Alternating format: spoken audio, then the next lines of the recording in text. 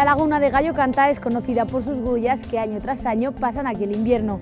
No solo ellas se asientan en estas tierras, sino también distintos yacimientos que podemos encontrar a lo largo de todos los montes de la cuenca andorreica. Muchas de las poblaciones celtibéricas en esta zona son todavía desconocidas. Las investigaciones arqueológicas demuestran que al menos existen una importante ocupación en todo el territorio circundante de la laguna de Gallo Canta. Se trata de pequeñas comunidades que no superan el centenar de personas que muestran una preferencia por los puntos estratégicos en los pasos naturales que atraviesa la sierra montañosa que rodea la cuenca como lugares de residencia.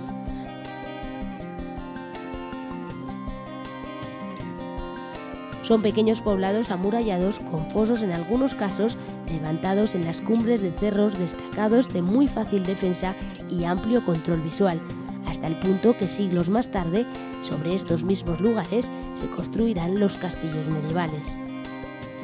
De esta forma, la cuenca de la laguna de Gallo Canta queda compartimentada en territorios menores donde cada comunidad celtibérica encontrará los recursos necesarios para una economía de autosuficiencia, principalmente una agricultura de base cerealista y una ganadería de ovejas y cabras complementadas con la recolección de productos forestales o la caza de especies salvajes.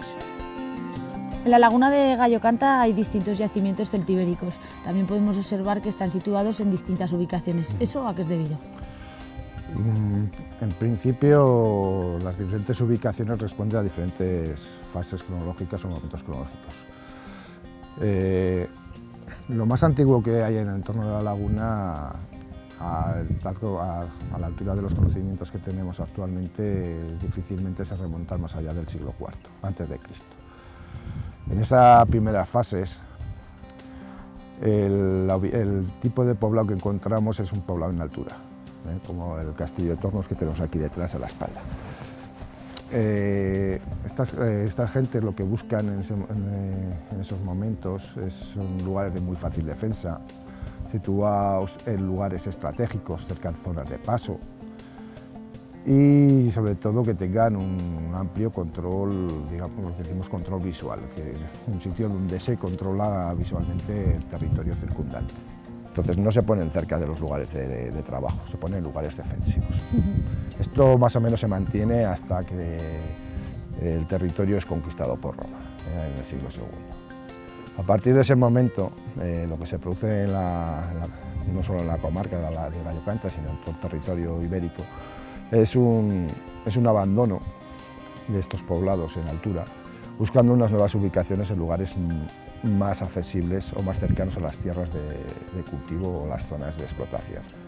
Es el caso en el caso de Tornos, el caso del Castillejo, el cerro que está al lado de la ermita de Nuestra Señora de los Hornos.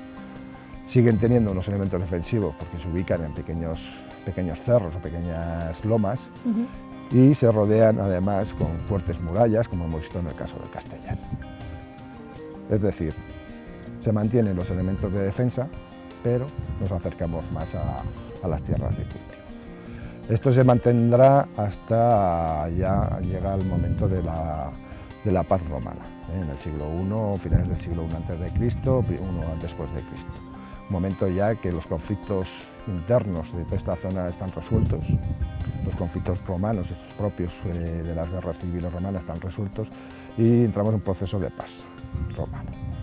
A partir de ese momento las ubicaciones o los poblados de estas comunidades se empiezan a situar en zonas llanas, se abandonan los elementos defensivos, desaparecen las murallas y lo que tenemos son poblados más o menos grandes, suponemos que abiertos, sin un elemento defensivo. En el caso de Tornos, el yacimiento que sustituirá al yacimiento del Castillejo está en torno a la ermita de Nuestra Señora de los Hornos, el yacimiento de la Calza.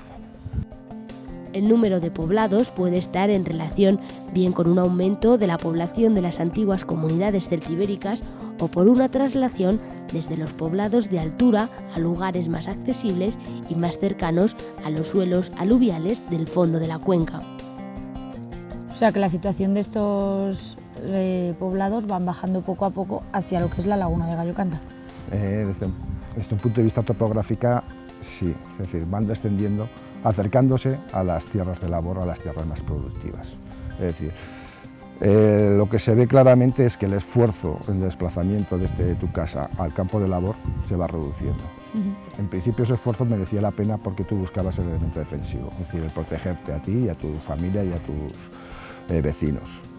Cuando ese elemento defensivo, es decir, la razón que obliga a ese elemento defensivo desaparece, porque se solucionan todos los conflictos sociales que en esa época hubo, esas construcciones defensivas no son necesarias.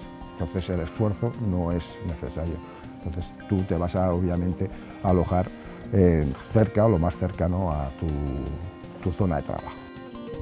Distintas fases en las que los pobladores de la cuenca de Gallo Canta asimilarán para el cambio de los usos y costumbres, produciéndose cambios significativos en la organización territorial de la cuenca. Los poblados amurallados celtibéricos son abandonados por las nuevas ubicaciones en las zonas llanas inmediatas, carentes de cualquier construcción defensiva. Algunos de estos nuevos poblados en llanos sin defensa perdurarán hasta el siglo IV después de Cristo, momento en que se produce un nuevo cambio en la ocupación y explotación humana de la cuenca de la laguna de Gallo Canta.